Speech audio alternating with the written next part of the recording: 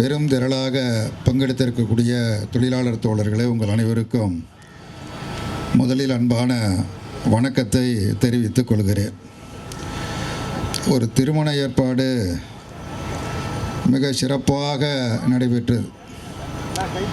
ஒரு திருமணம் என்றால் கிட்டத்தட்ட ஒரு 2-3 மாதத்திற்கு முன்னாலே அதற்குரிய ஏற்பாடுகளை எல்லாம் செய்ய வேண்டும். முதல்ல பொண்ணோடு பார்க்கணும், ஒரு மாப்பிள்ளோடு பார்க்கணும், அப்புறம் பொண்ணை மாப்பிள்ளை பார்க்கணும், மாப்பிள்ளை பொண்ணை பார்க்கணும். அதெல்லாம் பார்த்து என்ன கொடுக்கறது என்ன வாங்குறதெல்லாம் பேசி உறுதி செய்து நிச்சயார்த்தம் செய்து அதற்கு பிறகு அழைப்புதல் அச்சடிக்கப்பட்டு தாய்மாமன்லேருந்து ஆரம்பித்து உறவினர்களுக்கெல்லாம் கொடுத்து நண்பர்களுக்கெல்லாம் கொடுத்து எல்லாருக்கும் கொடுத்து மண்டபம் முடித்து மண்டபத்தில் பந்தல் போட்டு மைக் செட்டு வச்சு மேலே கச்சேரி வச்சு எல்லா ஏற்பாடும் நடந்துருச்சு. தாலி கட்ட போகிற நேரமும் வந்தாச்சு. காலையில் இத்தனை மணிலேருந்து இத்தனை மணிக்குள்ளே தாலி கட்டுறது நல்ல காலம் பார்த்தானே செய்வோம். அது மாதிரி எல்லா ஏற்பாடும் நடந்தாச்சு. இந்த கல்யாணம் நடக்கக்கூடாதுன்னு ஒருத்தன் விரும்புகிறான். பல ஏற்பாடு ஆன பிறகும் இந்த கல்யாணம் நடக்கக்கூடாதுன்னு யாரோ ஒருத்தன் பொறாமப்படுறான். அவன் தடுக்கிறதுக்கு முயற்சி பண்ணுறான். தடுக்கிறதுக்கு முயற்சி பண்ணால் பொண்ணை தூக்கிட்டு போகணும், இல்லைன்னா மாப்பிள்ளையை தூக்கிட்டு போகணும். பொண்ணையும் தூக்கிட்டு போக முடியல, மாப்பிள்ளையும் தூக்கிட்டு போக முடியல. சீப்பு எடுத்து ஒழிச்சு வச்சுட்டான். அது மாதிரி தான் இருக்குது இன்றைக்கி நம்ம நடத்திக்கிட்டு இருக்கிற போராட்டம். பல மாதங்களாக தயாரிப்பு நடந்துகிட்ருக்குது. ஏற்கனவே பேசியிருக்கிறாங்க. மாண்புமிகு இந்த துறைக்கு சம்பந்தப்பட்ட அமைச்சர் மரியாதைக்குரிய செந்தில் பாலாஜி அவரிடத்தில் சில மாதங்களுக்கு முன்பு, டிசம்பர் மாதம் நினைக்கிறேன், டிசம்பர் தானே போய் சந்தித்தது, பொங்கலுக்கு முன்னால் போய் சந்தித்து பேசிய பொழுது பொங்கல் முடியட்டும், முடிந்தோடனே பேசிக்கலாம் என்று மாண்புமிகு அமைச்சர் சொன்னார். உங்கள் கோரிக்கை ரொம்ப நியாயமான கோரிக்கையை நிராகரிக்கலை. இந்த கோரிக்கையை நல்ல கோரிக்கையில் அது ஏற்க முடியாது, நான் நிராகரிக்கணும் அவர் அப்படி சொல்லலை, அப்படி அணுகலை.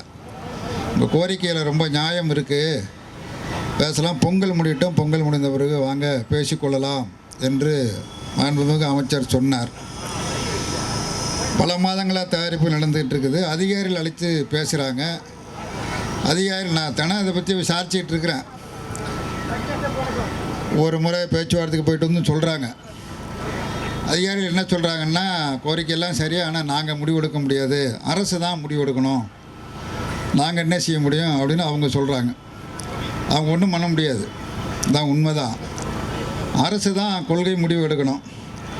அரசாங்கம் அழைத்து பேசி என்ன கோரிக்கை, எதை நிறைவேற்றலாம், எதை நிறைவேற்ற முடியாது, இன்றைக்கி எதை நிறைவேற்றுறேன், நாளைக்கு எதை நிறைவேற்றுறேன் என்று பேசுவதற்கு பதிலாக இந்த போராட்டத்துக்கு வர்றவங்கள வழிப்பறி பண்ணுறது மாதிரி வழியில் அங்கங்கே அந்த டோல்கேட்லாம் மறைச்சி கைது பண்ணி அங்கங்கே மண்டபத்தில் வச்சுருக்கிறாங்கங்கிற தகவல்லாம் இல்லை. நான் காலையில் 5 மணிக்கு அலுவலகத்துக்கு வந்த பொழுது நம்முடைய பெரியசாமி 5 மணிக்கே கிளம்பி உட்காந்துட்டு ஃபோன்லேயே பேசிக்கிட்டு இருந்தார். நான் ஃபோன்லேயே விட்டேன். சரி, பேச்சுவார்த்தை முடிஞ்சிச்சு போல இருக்கு. என்ன சொன்னாங்க என்னென்னா, இல்லை அது ஒன்றும் கிடையாது, அதுக்கு மாறாக எல்லாரையும் அங்கங்கே கைது பண்ணிகிட்டு இருக்காங்க, யாரையும் வரவிடாமல் தடுத்து நிறுத்திக்கிட்டு இருக்கிறாங்க என்று இந்த தகவலை சொன்னார். பல நிர்வாகிகள் வீட்லேயே ஹவுஸ் அரெஸ்ட்டுன்னா அதுக்கு பேரான், அங்கங்கேயே வீட்லேயே கைது பண்ணி வச்சுருக்கிறாங்க. இப்படியெல்லாம் பண்ணியா ஒரு பிரச்சனையை தீர்க்க முடியும்? இது என்ன, இந்த இருக்கிற அரசாங்கத்துக்கு இது தெரியாத இந்த விஷயம்? அப்போ நம்ம சொல்லி தான் தெரியணுமா? தோழர் சொல்லும்போது சொன்னார், இந்த அரசு வந்தால் தீர்க்குங்கிற ஒரு நம்பிக்கையோடு இருந்தோம், தீர்க்கணும் அப்படின்னார். இது எல்லாருக்கும் தெரியும், இதில் இருக்கிற கோரிக்கை தெரியும். 21 வருஷமாச்சு இந்த டாஸ்மார்க் நிறுவனம் தொடங்கி. 21 கிட்டத்தட்ட 1/4 நூற்றாண்டு காலம் ஆயிடுச்சு. இந்த 1/4 நூற்றாண்டு காலமாக பணியாற்றதில் பல பேர் பணி ஓய்வு பெற்றுட்டாங்க. வயசாயிட்டுங்கிறதுனால பணியிலிருந்து விடுவிச்சு வீட்டுக்கு போயிட்டாங்க. பல பேர் செத்து போயிட்டான். பணி ஓய்வு பெற்றதை விட செத்து போனவன் தான் அதிகம். பல பேர் செத்து போயிட்டான். 21 வருஷமாச்சு. நிரந்தரமாக்கு அப்படின்னு கேட்குறாங்க. 10,000 ரூபாய்க்கு சம்பளம் வாங்கி இது வாழ்க்கை குடும்பம் நடத்த முடியுமா? 10,000 ரூபாய் சம்பளத்தில் எத்தனை குடும்பம் அந்த மாதிரி நடக்குது? இப்போ நம்ம நிதியமைச்சர் நிர்மலா சீதாராமன் பட்ஜெட் தாக்கல் பண்ணாங்களே, யாருக்கு வரி தள்ளுபடி பண்ணாங்க? மாதம் 1,00,000 ரூபாய் சம்பளம் பெறுவர்களுக்கு வரி தள்ளுபடி அப்படின்னாங்க. இப்போ 1,00,000 ரூபாய் சம்பளம் வாங்குறவங்க இருக்கிறாங்கல்ல, மாதந்தோறும் 1,00,000 ரூபாய் சம்பளம் பெறுபவர்கள் நாட்டில் இருக்கிறாங்க. அவங்க கணக்குப்படி ஏதோ 1 கோடியிலேருந்து 3 கோடி பேர் இருக்கிறதா சொல்கிறாங்க. மாதம் 1,00,000 ரூபா. இங்கே 1,00,000 ரூபாய்க்கு வழியே கிடையாது. 10,000 தாண்டலை. 10,000 அது 11,000 இந்த ரேஞ்சிலே ரொம்ப குறைவான தொகை இருக்குது. சம்பளம் வாங்குறதுங்கிறது எதுக்கு? பேங்கில் கொண்டு போடுறதுக்கா? சம்பளத்தை வாங்கி இங்கே சம்பளத்தை வாங்கி அடுத்தாப்புல போய் மளிகை கடையில் கொடுக்குறதுக்கு, ஜவுளி கடையில் கொடுக்குறதுக்கு, ஆஸ்பத்திரி கொடுக்குறது, அதுக்கு தான் சம்பளம். வேற ஒன்றுத்தும் கிடையாது. பேங்கில் போட முடியாது. சம்பளத்தை வாங்குங்கிறது அதாவது வேலை பார்க்குறாங்க, காலையிலேருந்து சாயந்தரம் வரைக்கும் வேலை பார்க்குறாங்க. வேலை பார்த்துட்டு ஒரு 400 300 சம்பளம் வாங்குறாங்க. சம்பளம் வாங்கிட்டு வந்து எங்கே கொடுக்குறாங்க? உங்கள்கிட்ட கொடுக்குறாங்க. ரொம்ப பிரியமாக உங்கள்கிட்ட வரிசையில்னு கூட்டம் கூட்டமாக கொடுத்துட்டு போகிறாங்க. அந்த பணம் தான் சர்க்காருக்கு போயிட்டுருக்கு. அந்த பணத்தில் தான் அரசாங்கமே நடந்துக்கிட்டு இருக்குது. இந்த சாதாரண தொழிலாளி 300 200 500 ஒரு நாள் பூரா மூட்டை தூக்கிட்டு அந்த வேலை இந்த வேலை எல்லாம் பார்த்து உழைச்சிட்டு அவன் உடம்பு வலி தீர்றதுக்கு அவன் எதுக்கு குடிக்கிறான்னு எனக்கு தெரியல. நம்ம குடித்தாதானே அந்த நமக்கு தெரியும்.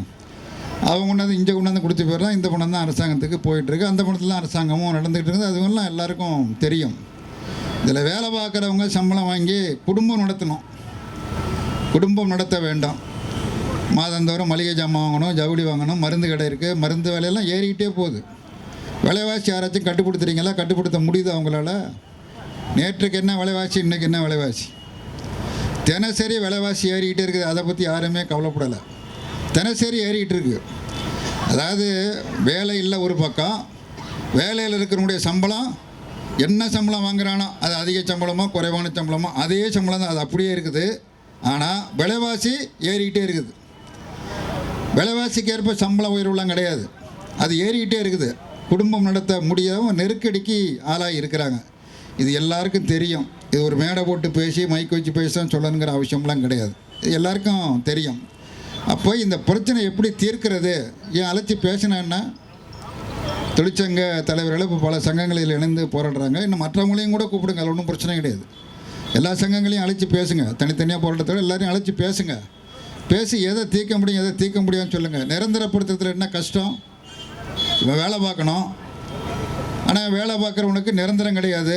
நீ எவ்வளோ நாளைக்கு வேலை பார்க்குறியோ வேலை பாரு, வேலை பார்த்துட்டு வயசாகிட்டா ரிட்டையர் ஆகி போ அப்படின்னா சந்தியில் போன்னு சொல்கிறீங்களா? இப்படி ஒரு அரசாங்கம் இப்படி ஒரு அணுகுமுறையை மேற்கொண்டால் இது எப்படி அது நியாயமாக இருக்க முடியும், சரியாக இருக்க முடியும்? நிரந்தரப்படுத்தணும். கொடுக்கப்படுகிற ஊதியம் ரொம்ப குறைவான ஊதியம். இந்த ஊதியம் அதிகரிக்கணும். வாலிச்சாமி பேசும்போது ரொம்ப கோபமாக உணர்ச்சி போட்டு சொன்னாப்புல, இந்த டாஸ்மார்க் கடையில் வேலை பார்க்குறவங்க எத்தனை பேருக்கு திரும்ப நன்கொடை கொடுத்துட்டு இருக்கிறாங்க? அரசியல் கட்சிக்காரன் பூரா அங்கே தான் போய் நன்கொடை கேட்குறான், மிரட்டி வாங்குறான். வரக்கூட நான் எங்கேருந்து கொடுப்பான் பணத்தை? எங்கேருந்து? அப்போ ஏதோ ஒரு தப்பு. அதிகாரிகள் பணம் வாங்குறான், அதிகாரிக்கு பணம் வாங்குறாங்க, அரசியல் கட்சிக்காரன் பணம் வாங்குறான், பல நன்கொடை, இவங்க நன்கொடையாளராக இருக்கிறாங்க அந்த கடையில். பல்வேறு விதமான பிரச்சனைகள். அப்புறம் சில பேர் அடிப்பான், சில பேர் பாட்டில் உடைப்பான். எல்லா காரியங்களும் அப்படி நடந்து கொண்டு இருக்கும். ஆக அரசாங்கத்திற்கு ஒரு கணிசமான தொகையை ஏற்கனவே பொங்கலுக்கு அது மாதிரி தான், தீபாவளிக்கு எல்லாருக்கும் போனஸ் கொடுத்தாங்க. டாஸ்மார்க் பணியாளர்களுக்கு போனஸ் இல்லை, கொடுக்கல. எல்லாத்துக்கும் 20%, இவங்களுக்கு வந்து 10%. புரியுதா? அப்புறம் சொன்னோம், அரசாங்கம் அப்புறம் ஏற்றிக்கிட்டுச்சு. என்னங்க வருமானம் சம்பாரித்து கொடுக்குறவன் இவன் தான், இவனுக்கு 10%, மற்றவனுக்கெல்லாம் அது என்ன நியாயம் இல்லையே, அது என்ன தண்டனையான்னு சொல்லி பேசின பிறகு ஏற்றுக்கொண்டு பிறகு போனஸை கொடுத்தாங்க. போனஸ் வாங்கினோம். இப்போ அது மாதிரி கோரிக்கை வச்சுருக்கோம். நிரந்தரப்படுத்தணும், சம்பளத்தை உயர்த்தணும் அப்படின்னு 2 3 முக்கியமான கோரிக்கைகள் முன்வைக்கப்பட்டிருக்கு. அழைச்சி பேசுங்க. அழைச்சி பேசி எப்போ இன்றைக்கி என்ன தீர்க்கிறேன் நாளைக்கு என்ன தீர்க்கிறேன்னு சொல்லுங்கள். உங்களுக்குள்ளே நெருக்கடியை சொல்லுங்கள், இவங்களுக்குள்ளே நெருக்கடியை சொல்லட்டும். 2 நெருக்கடியும் பேசி என்ன முடிவுன்னு ஒரு முடிவுக்கு வருவோம். அதற்கு மாறாக அங்கங்கே கைது பண்ணுறதும் வீட்டு அரெஸ்ட்டில் பண்ணுறதும் வரிசையாக கொண்டாந்து வண்டியை நிறுத்தியிருக்கிறீங்க. நான் வரும்போது பார்த்தேன், தொழிலாளர்களை காட்டிலும் போலீஸ்காரங்க இன்றைக்கி அதிகமாக இருக்குது. அவங்களுக்கு இன்றைக்கி ஒன்றும் வேறு வேலையே இல்லையா? தமிழ்நாட்டில் சட்டம் ஒழுங்கு கெட்டு போச்சுன்னு எதிர்கட்சிகள்லாம் பேசிகிட்டு இருக்கிறாங்க. அதை பாதுகாக்கணும், போக்குவரத்தை சரி செய்யணும். அப்படி பல்வேறு விதமான பணிகள் இருக்குது காவல்துறைக்கு. எல்லாரையும் கொண்டாந்து இங்கே கொண்டாந்து வச்சு என்ன பண்ண போகிறாங்க? ஒன்றும் பண்ண மாட்டாங்க. உட்காரும், தலைவர் சொன்னார் உட்காருன்னா எல்லோரும் உட்காந்துட்டாங்க. எல்லோரும் அரெஸ்ட் ஆகணும், எல்லோரும் அரெஸ்ட் ஆவாங்க. இவங்க யாரும் வன்முறையாளர்கள் கிடையாது, அராஜகம் பண்ணுறவங்க கிடையாது. அறவழி போராட்டம் நடத்தக்கூடியவர்கள், அறவழியில் அமைதியான முறையில் காந்திய வழியில் போராட்டம் நடத்தக்கூடியவர்கள். அதுக்கே இவ்வளவு தடாவுடான்னு ஏற்பாடு பார்த்தா பயமுறுத்துகிற மாதிரி. இதை கண்டா பயப்படுவாங்க.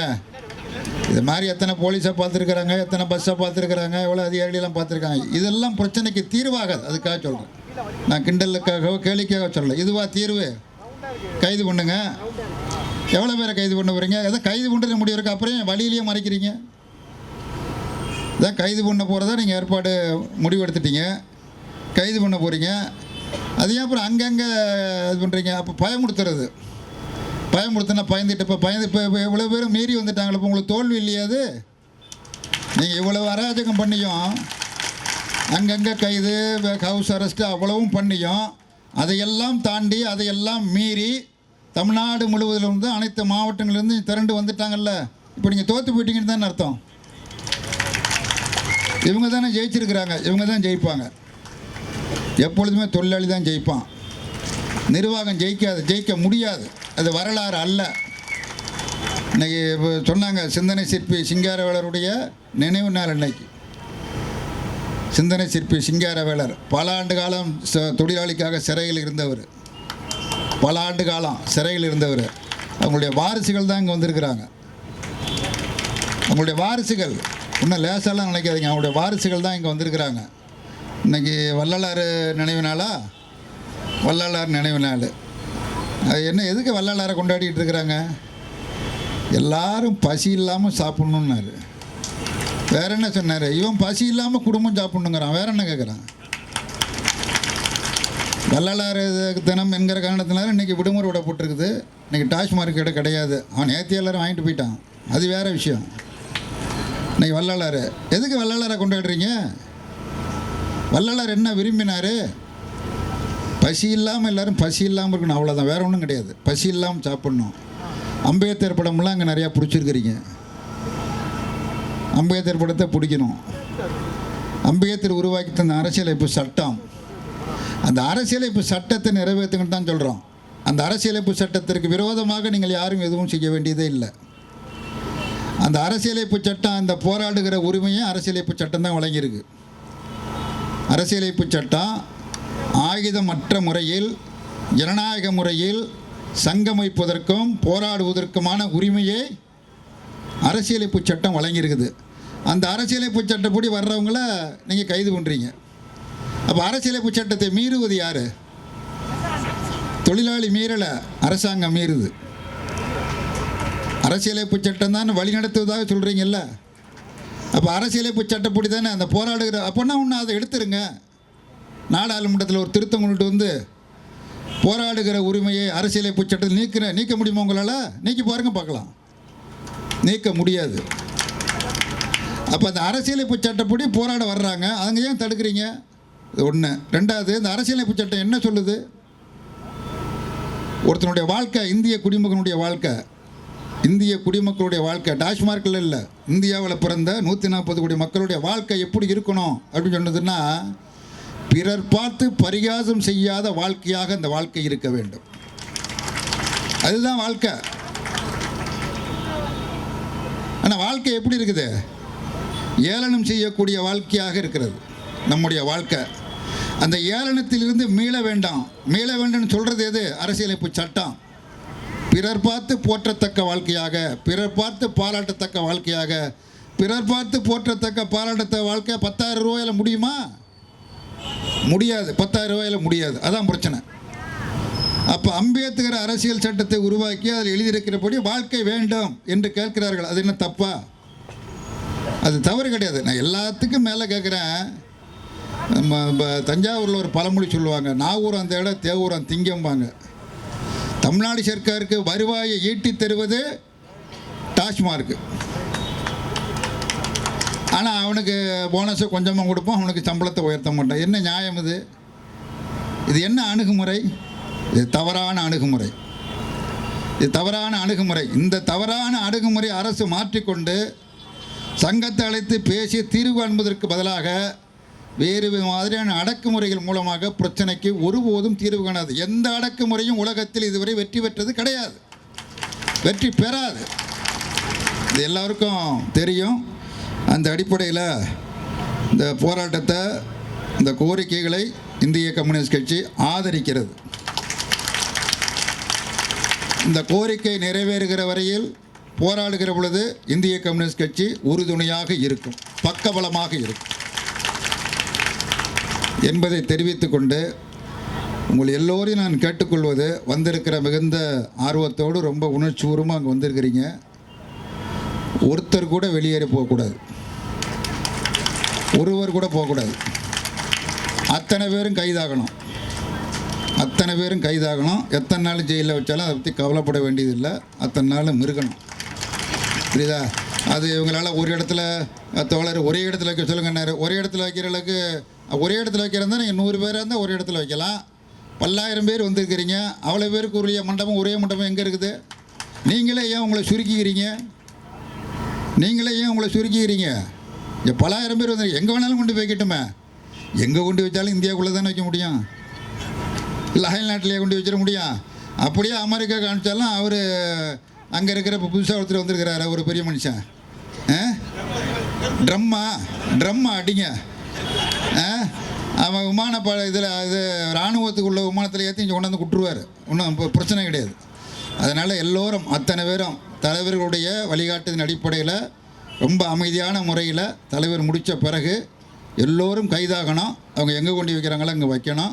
வைக்கிறது மட்டும் இல்லை, அங்கே வச்சுட்டு கையெழுத்து போட்டு சாயந்தரமாக விடுங்கன்னு யாரும் சொல்லக்கூடாது. கோரிக்கை நிறைவேறியது என்று சொல்லுங்கள், அதற்கு பிறகு நாங்கள் போகிறோம்னு சொல்லுங்கள். அந்தந்த மண்டபத்தில் தலைவர்களிலிருந்து எங்களுடைய கோரிக்கைகள் ஏற்றுக்கொள்ளப்பட்டது, அரசாங்கத்தால் ஏற்றுக்கொள்ளப்பட்டுன்னு அறிவிங்க, அதுக்கப்புறம் நாங்கள் போகிறோம், வீட்டுக்கு போகிறோம்னு சொல்லுங்கள். போனோடனே அங்கே போனோன்னே எப்போங்க விடுவாங்க, ஊருக்கு போகணுன்னு கேட்காதீங்க. அப்படி யாரும் பேசக்கூடாது. என்ன இதில் நம்ம போராட்டத்தில் இருக்கலாம், ஏன்னா போராட்டம் வந்துட்டால் கைது பண்ணியாச்சு, சரி வீட்டுக்கு போகலாம் காலத்தில் என்று இல்லாமல் கோரிக்கைகள் நிறைவேறுகிற வரையில் போராட்டம் தொடர வேண்டும். அதற்கேற்ற முறையில் மிக உறுதியாக, மிக கட்டுப்பாடாக நீங்கள் அனைவரும் செயல்பட வேண்டும் என கேட்டு, இந்த நல்ல போராட்டத்தை, நியாயமான போராட்டத்தை தொடக்கி வைப்பதற்கான வாய்ப்பினை ஏற்படுத்தி தந்த டாஸ்மாக் தொழிலாளர் சங்க அனைத்து சங்கங்களுக்கும் இந்திய கம்யூனிஸ்ட் கட்சியின் சார்பில் நன்றியை கூறி நன்றி தெரிவித்து தொடக்கி வைக்கிறேன். வணக்கம்.